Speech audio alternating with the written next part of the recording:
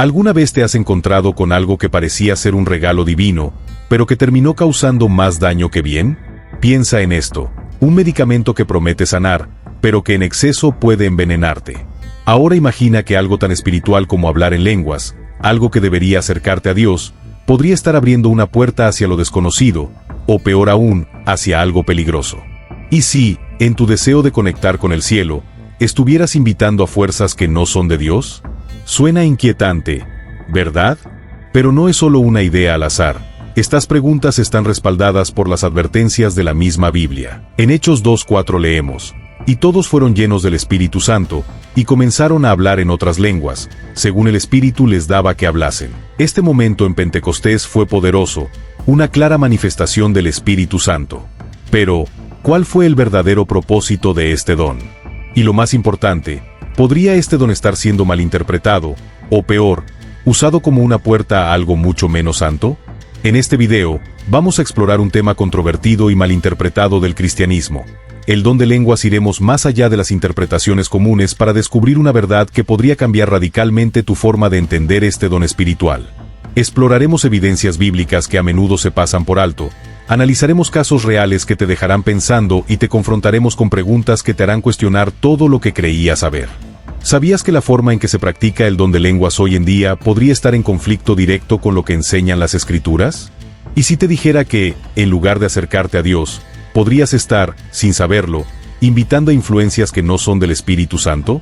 No te quedes con la duda, mira el video completo y descubre la verdad oculta detrás del don de lenguas. Al final, tendrás una perspectiva clara y bíblica sobre este don.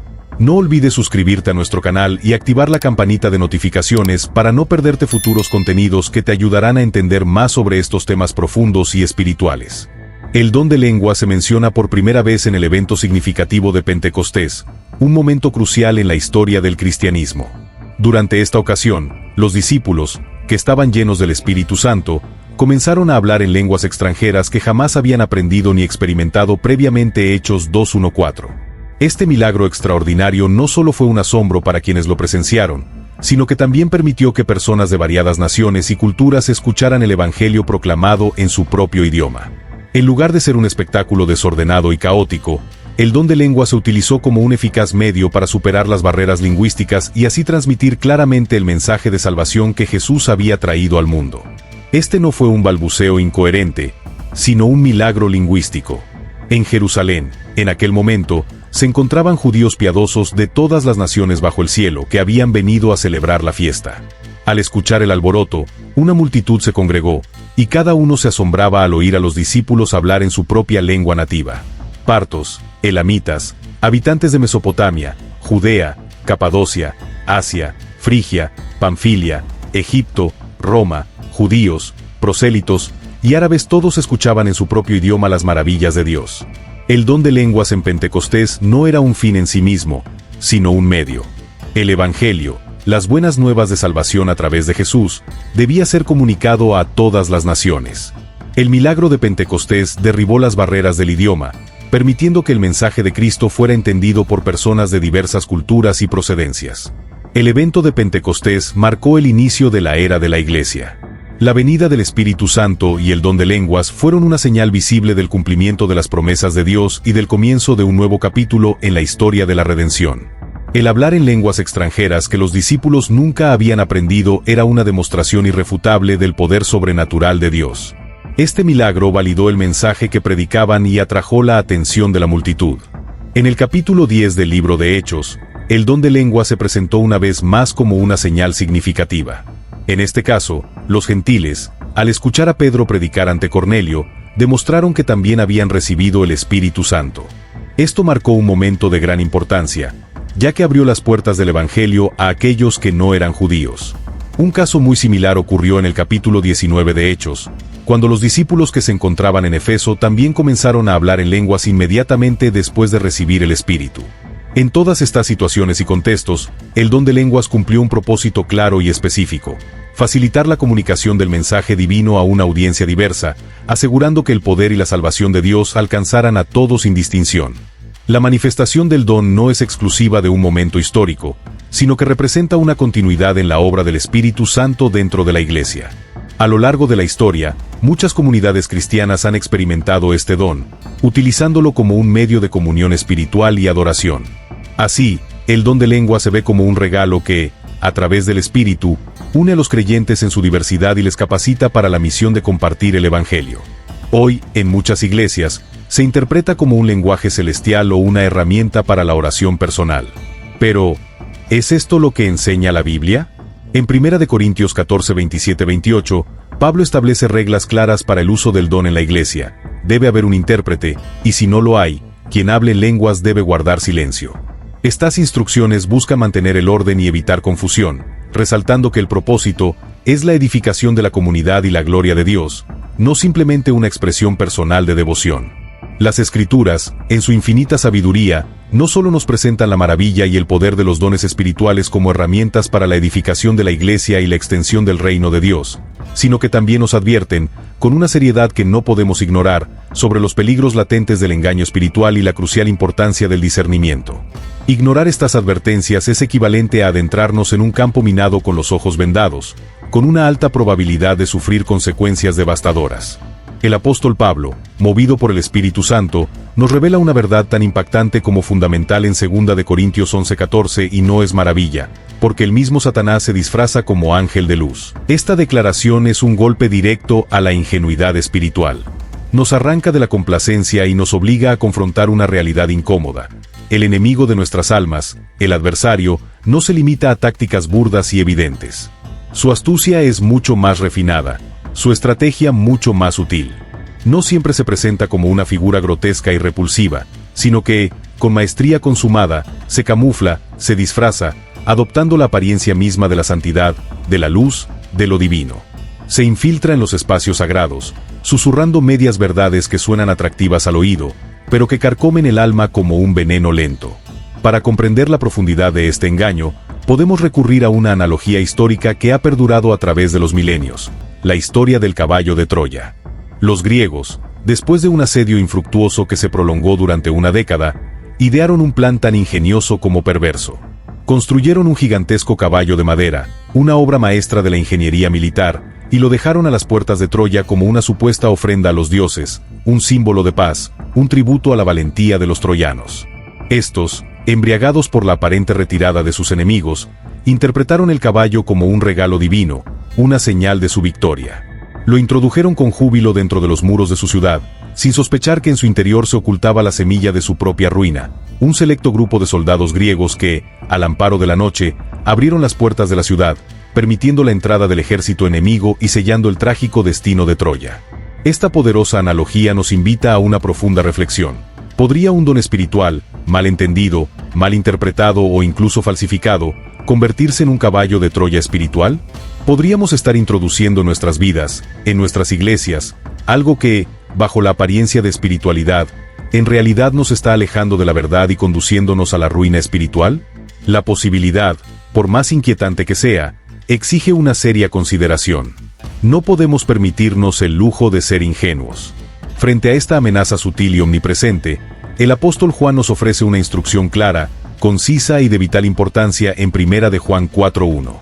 Amados, no creáis a todo espíritu, sino probad los espíritus si son de Dios, porque muchos falsos profetas han salido por el mundo. Este no es un consejo opcional, una sugerencia para los más escrupulosos. Es un mandato imperativo para cada creyente, una llamada a la madurez espiritual, a la responsabilidad individual en la búsqueda de la verdad. No podemos delegar nuestro discernimiento a líderes religiosos, a experiencias místicas o a emociones intensas. Tenemos la responsabilidad de probar los espíritus, de examinar cuidadosamente cada manifestación, cada enseñanza, cada experiencia que se nos presente como proveniente de Dios. Debemos ser como los nobles creyentes de Berea, quienes, según Hechos 17:11, recibieron la palabra con toda solicitud, escudriñando cada día las Escrituras para ver si estas cosas eran así. No aceptaban nada a ciegas, ni siquiera las enseñanzas de los apóstoles. Su amor por la verdad los impulsaba a comparar cada mensaje con la vara de medir infalible de la palabra de Dios. Este es el nivel de diligencia y discernimiento al que estamos llamados. Un ejemplo moderno es la historia de Miguel, un nuevo creyente que visitó una iglesia carismática. Durante el servicio, escuchó frases repetitivas y comportamientos extraños, en su entusiasmo por experimentar todo lo que Dios tenía para él, se encontró inmerso en una comunidad cristiana donde se enfatizaba de manera desproporcionada el hablar en lenguas. Se le enseñó, de manera sutil pero persistente, que esta era la evidencia indiscutible de la salvación, la prueba irrefutable de que había recibido el bautismo del Espíritu Santo. Miguel, anhelando la plenitud de Dios en su vida, se sentía profundamente confundido y angustiado. Él amaba a Jesús, había experimentado el perdón y la transformación en su vida, pero no había manifestado este don en particular. ¿Significaba esto que su fe era incompleta? ¿Que era un cristiano de segunda clase? La historia es un doloroso recordatorio de cómo la falta de discernimiento, combinada con una interpretación errónea de las Escrituras, puede llevar a la confusión, la culpa, la manipulación y la división dentro del cuerpo de Cristo. La presión indebida para conformarse a una experiencia específica, en lugar de buscar una relación genuina con Dios a través de Jesucristo, puede tener consecuencias devastadoras para la vida espiritual de un creyente. Nos muestra la importancia vital de no elevar ningún don espiritual por encima de los demás, y de recordar que la verdadera evidencia de la obra del Espíritu Santo en nuestras vidas se manifiesta en el fruto del Espíritu: amor, gozo, paz, paciencia, benignidad, bondad, fe, mansedumbre y templanza. Gálatas 5:22-23, y no en la manifestación de un solo don en particular. El discernimiento bíblico, anclado en la palabra de Dios, es nuestra única salvaguarda contra el engaño y la manipulación, y la clave para un crecimiento espiritual sano y genuino. Sin embargo, en el contexto contemporáneo, las prácticas relacionadas con el don de lenguas a menudo varían significativamente. En Mateo 6:7 dice: y orando, no uséis vanas repeticiones, como los gentiles, que piensan que por su palabrería serán oídos. Esto lleva a cuestionar si estaba presenciando una verdadera manifestación del Espíritu o algo más. En muchas congregaciones, la expresión del don de lenguas ha tomado un giro que a menudo se aleja de las enseñanzas bíblicas. Mientras que algunos ven el don como una manera de entrar en contacto directo con lo divino, otros, como Miguel, perciben un riesgo de desorientación y falta de claridad. Este contraste resuena profundamente en el partido divisivo que puede surgir entre quienes defienden la modernización de la práctica y aquellos que sostienen una visión más tradicional y centrada en las Escrituras. A medida que Miguel se sentaba en la congregación, mirando a su alrededor, notó que otros, igualmente desconcertados, intercambiaban miradas de confusión y susurros. La atmósfera, que debería haber sido de alabanza y unidad, se sentía en cambio cargada de tensión. En el fondo de su mente, comenzó a reflexionar sobre el verdadero propósito del don. ¿No se suponía que las manifestaciones del Espíritu Santo debían edificar y unir a la iglesia? Pensó en cómo, en otros momentos, había visto a sus amigos compartiendo testimonios de fe de manera clara y comprensible, tocando los corazones de quienes escuchaban en su propio idioma. La pregunta se convirtió en una lucha interna. ¿Podía realmente ser este un espacio sagrado, donde el Espíritu se movía, o más bien un espectáculo emocional disfrazado de espiritualidad? Las observaciones de Miguel revelaron un conflicto en la interpretación moderna de este don, donde la experiencia personal a menudo eclipsa el llamado a la comunión y la interpretación. Al salir del servicio, Miguel decidió plantear sus inquietudes al pastor de la iglesia. Durante su conversación, el pastor explicó que el don de lenguas, en su esencia, es un regalo del Espíritu Santo, destinado a fortalecer la iglesia. Sin embargo, también reconoció que la falta de estructura y los malentendidos pueden llevar a expresiones que se alejan del objetivo original. El llamado del pastor a la comprensión y la enseñanza ayudó a Miguel a ver que, aunque cada congregación puede tener su interpretación del don, lo esencial siempre debe ser la edificación mutua y el respeto hacia el entendimiento y la diversidad de experiencias en la fe. Así, el camino de Miguel no terminó con su primera experiencia en la iglesia carismática. Al volver a casa, se sumergió en las Escrituras y comenzó a buscar un equilibrio entre sus primeras impresiones y lo que realmente enseñan los principios bíblicos. Su viaje hacia una mejor comprensión del don de lengua se convirtió hacia una fe más profunda, una que busca no solo experimentar, sino también entender y respetar los diferentes modos en que el Espíritu se manifiesta en la vida de los creyentes. En este proceso, Miguel aprendió que la unidad en la diversidad es lo que realmente construye la iglesia, recordándole que cada voz, aunque diferente, tiene un papel valioso en la sinfonía de la comunidad de fe.